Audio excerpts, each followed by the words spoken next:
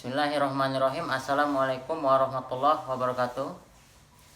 Perkenalkan, nama saya Muhammad Nur Agung Imla dari kelas Perbankan Syariah B, Fakultas Ekonomi dan Bisnis Islam UIN Raden Intan Lampung. Di sini saya izin menyampaikan suatu materi, yaitu materi tentang ilmu tajwid sebagai tugas ujian akhir semester mata kuliah Qiraatul Quran. Hukum nun mati ataupun tanwin dapat diartikan sebagai suatu hukum pelafalan di dalam Al-Quran, yang mana apabila suatu nun mati ataupun tanwin bertemu dengan hukum-hukum tersebut akan menghasilkan suatu pelafalan atau pembacaan yang khas. Terdapat 4 hukum, yaitu izhar, ikhfa, iqlab, dan idgham. Ikhfa adalah suatu hukum bacaan dalam tajwid, yang mana apabila suatu nun mati maupun tanwin bertemu dengan huruf-huruf hijaiyah yang termasuk dalam ikhfa, maka bacaan tersebut akan menjadi melebur ataupun akan menjadi samar-samar.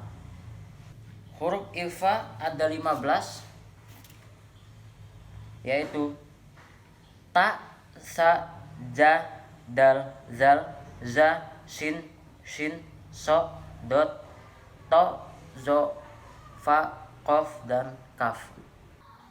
Angkum tidak dibaca ankum, tetapi dia angkum, karena nun mati tersebut bertemu dengan huruf kaf, yang artinya suaranya terdengar seperti ang. Iqlab dapat berarti menggantikan, yaitu salah satu hukum tajwid yang mana apabila nun mati maupun tanwin bertemu dengan huruf hijaiyah yaitu ba, maka bunyinya seperti akan menggantikan bunyi nun tersebut menjadi bunyi m atau bunyi mim. Contohnya adalah summum bukmun. Di dalam kata summun tersebut, karena nun mati bertemu dengan ba, maka akan terbaca summum.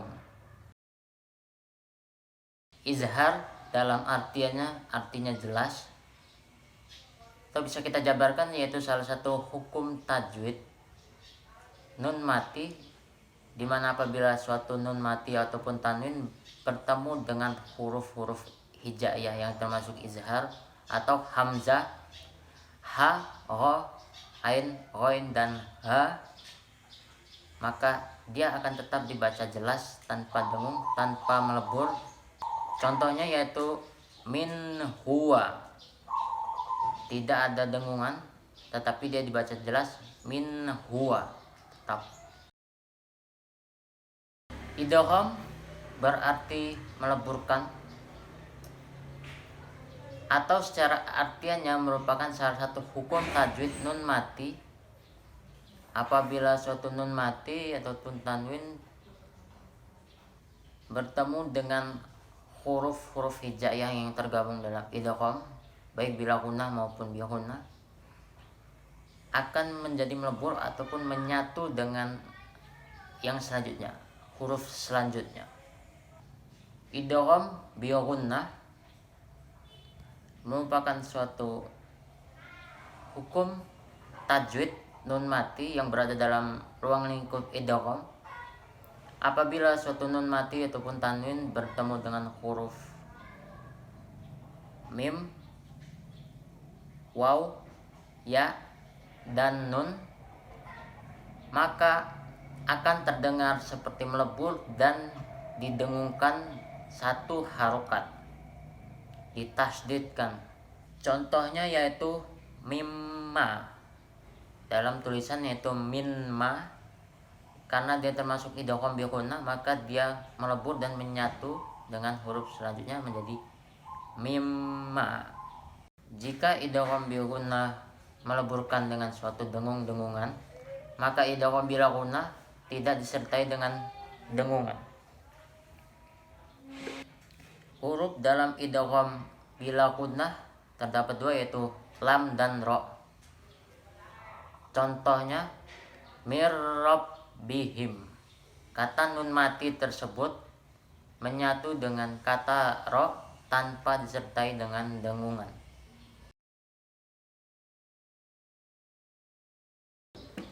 Hampir serupa dengan nun mati, mim mati hampir mempunyai artian yang sama, yaitu apabila suatu mim mati bertemu dengan huruf-huruf dalam hukumnya yang terdapat tiga, yaitu ikhfa syafawi, idgham mitslain atau idgham mimi, dan izhar syafawi, maka dia akan terbaca secara bermacam-macam.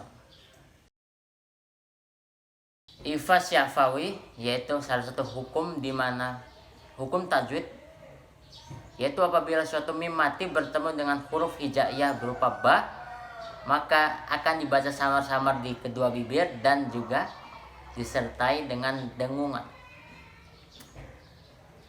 Contohnya mim ba dihim. Jadi dia didengungkan di antara mim dan ba. Idgham mitslain ataupun idgham mimi adalah salah satu hukum tajwid mim mati yang apabila suatu mim mati bertemu dengan huruf mim maka akan berbunyi dengung dan ditasdidkan satu harokat.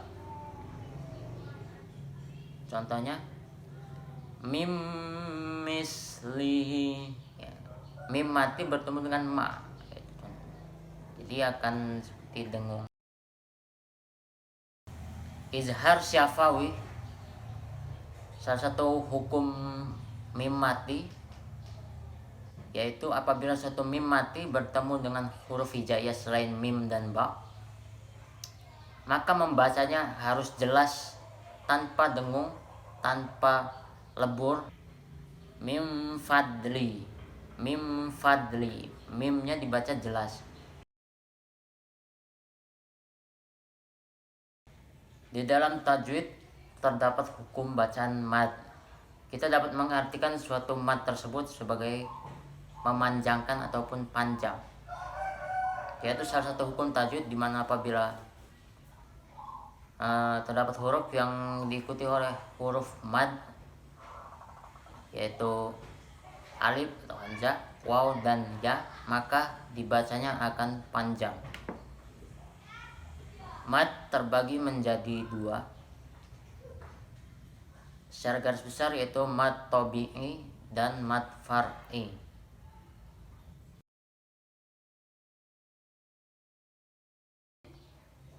Mad tabi'i dapat disebut juga sebagai mad asli, yaitu hukum mad yang merupakan dasar, bukan cabang. Mad tabi'i mempunyai ketentuan dasar, yaitu apabila dalam suatu fathah diikuti atau dilanjutkan dengan alif sukun atau hamzah sukun, akan dibaca secara panjang dua harokat. Atau suatu kasroh apabila dilanjutkan dengan huruf yang terdapat ya sukun akan dibaca panjang juga. Ataupun juga apabila suatu dhammah dilanjutkan atau diikuti dengan waw sukun ataupun waw mati, maka akan dibaca panjang dua harokat. Itulah merupakan salah satu ketentuan dari mad tabi'i. Contohnya ta'murun, di situ kata murun. Kata ru mempunyai kata dhammah yang diikuti dengan waw sukun ataupun waw mati, jadi harus dibaca sepanjang dua harokat.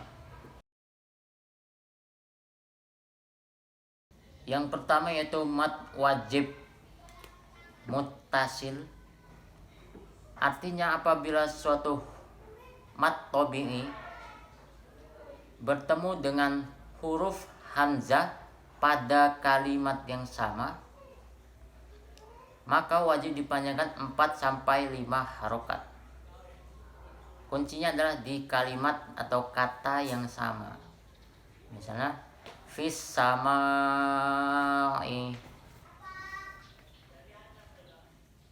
kata ma yang merupakan mat tabi'i bertemu dengan hamzah. Jadi sesuai ketentuannya harus dipanjangkan 4 sampai 5 harokat.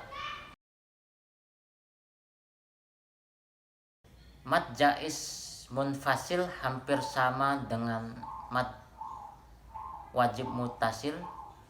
Bedanya adalah kalau di mat jaiz munfasil ini kata hamzahnya berada di luar kalimat.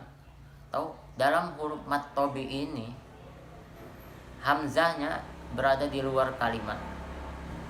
Dipanjangkan 4 ataupun 5 harokat, tetapi huruf hamzahnya berada di luar kalimat.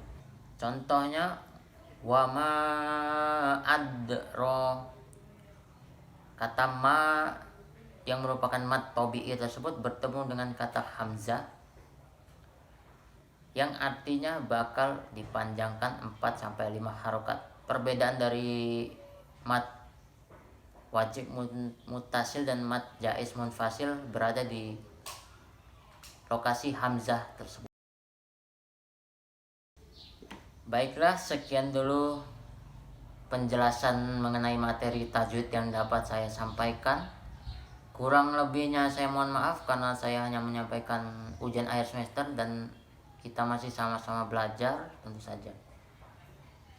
Akhirul kalam, wabillahi taufiq wal hidayah. Wassalamualaikum warahmatullahi wabarakatuh.